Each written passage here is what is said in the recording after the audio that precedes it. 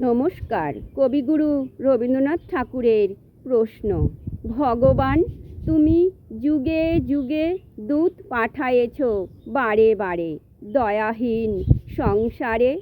তারা বলে গেল ক্ষমা করো সবে, বলে গেল ভালোবাসো, অন্তর হতে বিদ্বেষ বিষ-নাশো।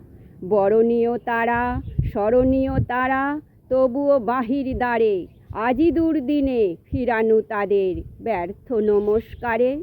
আমি যে দেখেছি গোপন হিংসা কপট রাত্রি ছায়ে হেনেছে নিঃসহায়ে। আমি যে দেখেছি প্রতিকারহীন শক্তের অপরাধে বিচারের বাণী নীরবে নিভিতে কাঁদে।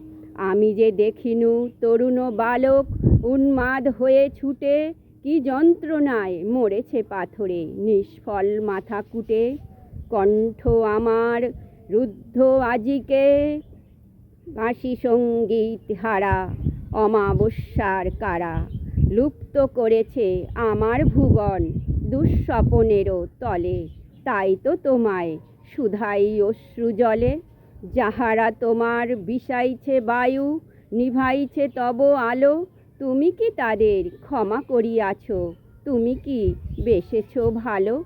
নমস্কার।